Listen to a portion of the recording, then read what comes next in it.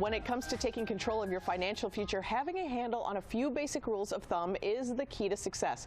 In fact, 2014 was a great year for large cap U.S. stocks. The index was up 13.7%, yet their portfolios did not come close to the returns. So should investors make changes and be more aggressive, or should they get rid of those bonds or internal stocks? Certified financial planner and founding partner at Egan, Berger Weiner LLC, Michael Egan, is here to help us answer those tough questions. Welcome back. Hi, Sonya. How are you? So let's start off. Should people be changing their portfolios? Well, that depends. I mean, ultimately, you want to make sure your portfolio matches your risk tolerance. So you got to have a portfolio that you can sleep with no matter what happens. And for a lot of people, sometimes they're just chasing returns, which may actually increase their risk tolerance, which is an unintended consequence, and then the market goes down and they get burned. And so that's what we don't want to have happen. You don't want that to happen. No.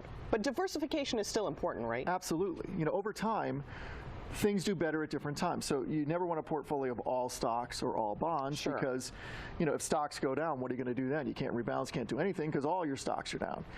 Typically, bonds offset the risk to stocks. So even in an environment where most experts would say maybe bonds don't look quite as attractive for the next 5 years as they did for the last 5 because we expect interest rates to go up, bonds are still a balance piece to the portfolio.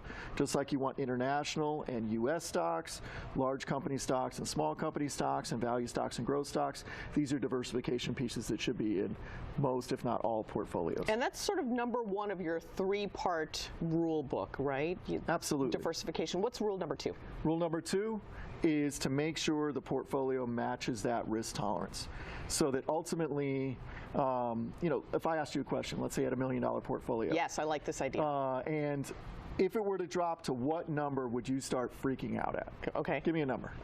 Like $1 less, I would start freaking out. So I'm high risk, I'm guessing. Yes. So, I mean, let's just, so I did this exercise for myself on some new software that we're working with.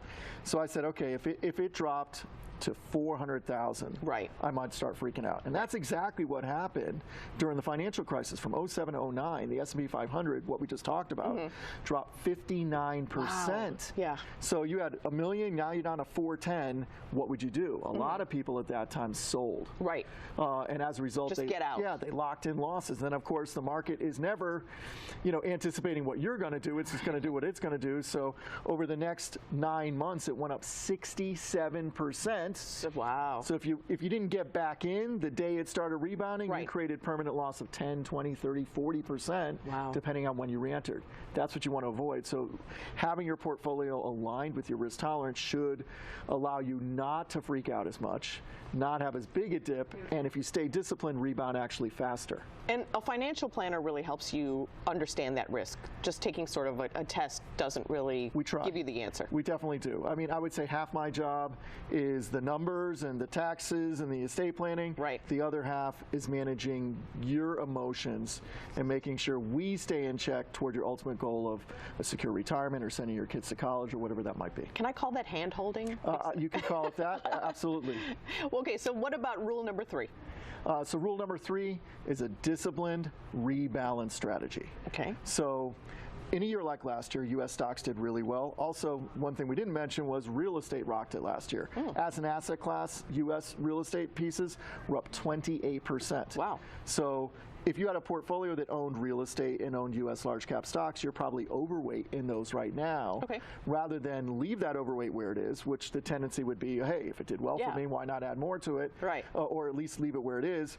The discipline would say, I need to carve that back down. If it was originally, let's say there were a 20% piece for the large caps and 10% for real estate. Now they're 12% and 23%. I want to take that extra 2% on real estate and 3% on large cap U.S. stocks and put those in places that didn't do as well like last year. For example, international stocks all lost money last year. A lot of experts believe that's a great place to be for the long run, though it may still have some volatility in the short run. Commodities got rocked last year. So those are areas you'd be adding to while they're down, because eventually they will pop back up. Excellent. Thank you so much, Mike Egan, for making it seem so simple. I love when you guys come in, and you hold my hand a little bit, too. Absolutely, Sonya. Thanks. Okay. More Let's Talk Live's coming up. Stick with us right here.